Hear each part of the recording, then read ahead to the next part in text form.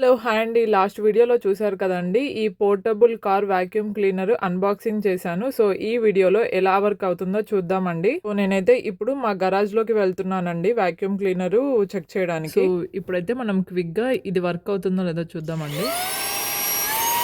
మనము ఈ వాక్యూమ్ క్లీనర్‌కి ఇక్కడ బటన్ ఉంటుందండి. సో, మనము ఈ బటన్‌ని 3 సెకండ్స్ హోల్డ్ చేశామంటే మనకు వాక్యూమ్ క్లీనర్ ఆన్ అవుతుంది.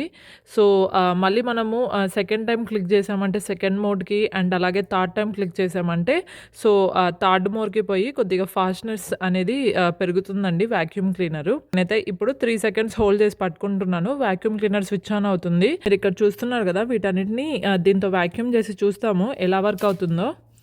సో, నేనైతే దీన్ని ఇప్పుడు 3 సెకండ్స్ పట్టుకుంటున్నానండి స్విచ్ ఆన్ జేయడానికి.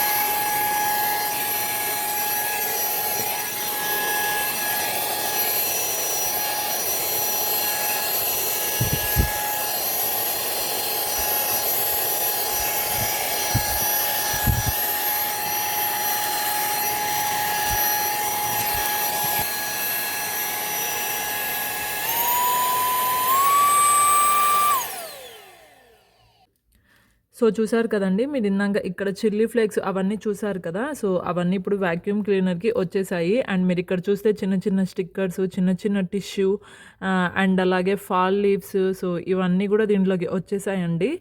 సో, నాకు తెలిసి నా ఎక్స్‌పీరియన్స్ ప్రకారము ఇప్పటికైతే బానే ఉంది వాక్యూమ్ క్లీనరు. సో, మీలో ఎవరన్నా ఈ వాక్యూమ్ క్లీనర్ ట్రై చేసుంటే మీకెలా అనిపించిందో నాకు కామెంట్ సెక్షన్‌లో చెప్పడం అస్సలు మర్చిపోద్దండి. సో, చూసారు కదండీ! మీరిందాక ఇక్కడ చిన్న చిన్న టిష్యూ పేపర్‌లు, చిన్న చిన్న ఆకులు అండ్ అలాగే రెడ్ చిల్లీ ఫ్లేక్స్, ఒక చిన్న స్టిక్కర్ ఇవన్నీ చూసారు కదండీ!